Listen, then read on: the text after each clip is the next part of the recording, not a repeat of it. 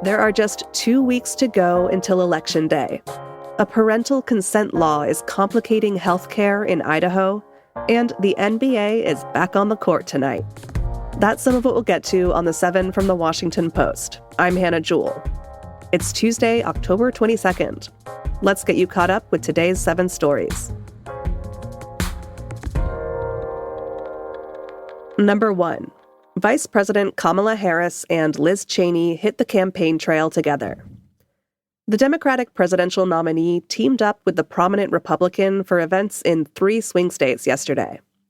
Cheney was the third-ranking Republican in the House until 2021, but she lost her seat in a Republican primary after she criticized the 2021 attack on the U.S. Capitol.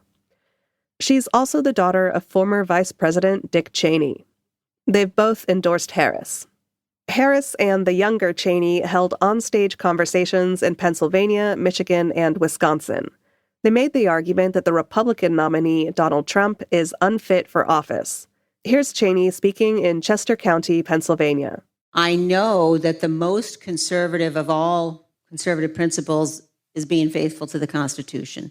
And you have to choose in this race between someone who has been faithful to the Constitution, who will be faithful, and Donald Trump. These events were part of an urgent effort by the Harris campaign to attract Republican voters who are unhappy with their nominee. They're also going after independent voters. Given the closeness of the election, Harris's advisors believed that attracting even a sliver of disaffected Republicans could prove pivotal. Number 2. The Central Park Five sued Trump for defamation yesterday.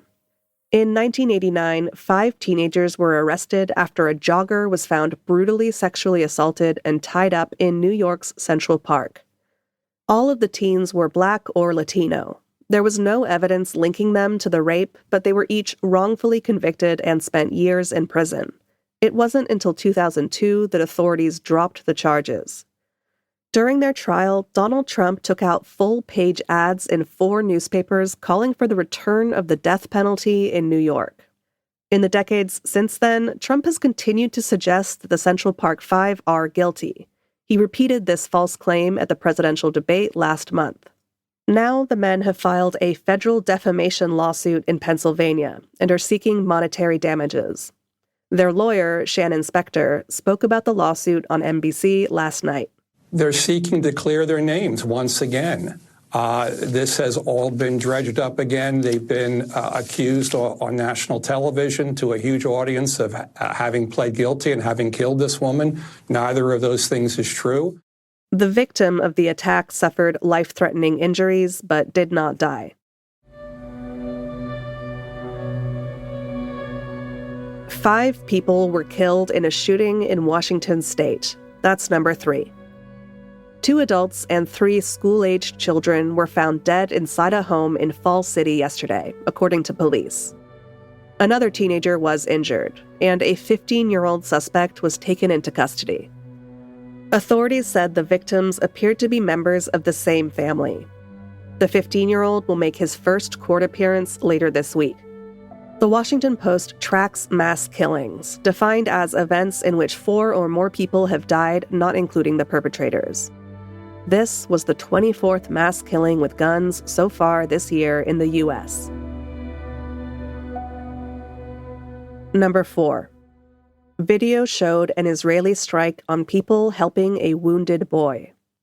On Friday, a 21-year-old journalist in northern Gaza filmed out of her window after an Israeli airstrike hit nearby. She posted her video to Instagram, where it spread widely over the weekend. It showed a 13-year-old boy waving his arms in distress. Then, as a crowd rushed to try and help him, another strike hit a few feet away. Israel has recently escalated its attacks in this area of northern Gaza. Yesterday, U.S. Secretary of State Antony Blinken set out for his 11th trip to the Middle East since the war in Gaza began just over a year ago. He's there to push for a ceasefire between Israel and Hamas. But there are growing signs that the Biden administration's influence over Israel has waned.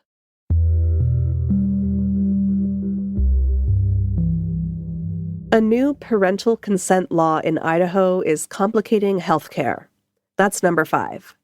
The law has been in effect in Idaho for about 3 months. It requires parents' permission for nearly all health care for minors. Physicians and other experts have called the law misguided and dangerous. They say it limits adolescents' ability to get help in cases of sexual assault, abuse, mental health problems, allergic reactions, and more.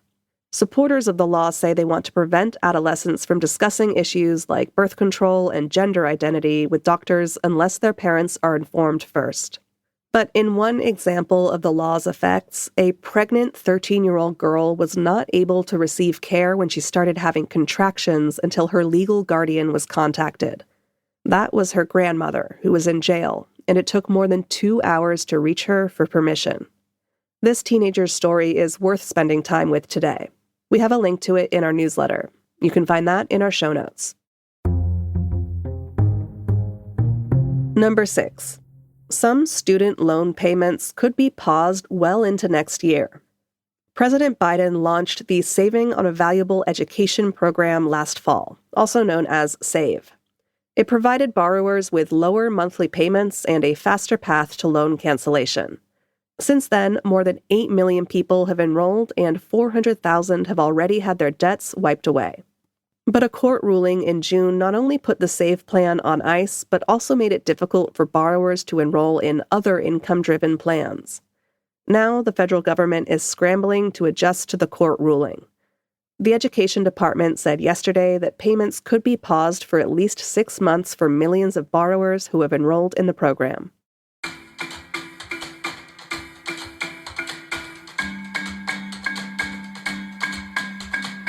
And at number 7, the NBA returns tonight. Back in June, the Boston Celtics won a record 18th championship. The NBA hasn't had a repeat champion since the Warriors in 2018.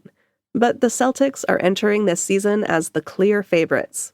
Tonight, they'll take on the New York Knicks in Boston. The Knicks made the 2 biggest deals of an otherwise sleepy NBA offseason. They picked up forward Mikal Bridges and 4-time All-Star center Karl Anthony Towns. The Celtics will be the perfect measuring stick to see if the retooled Knicks can challenge for the NBA championship. And later tonight, the Los Angeles Lakers play host to the Minnesota Timberwolves. The Lakers appear poised to dominate the early season headlines by pairing LeBron James with his 20-year-old son, Bronny. Both games will air on TNT.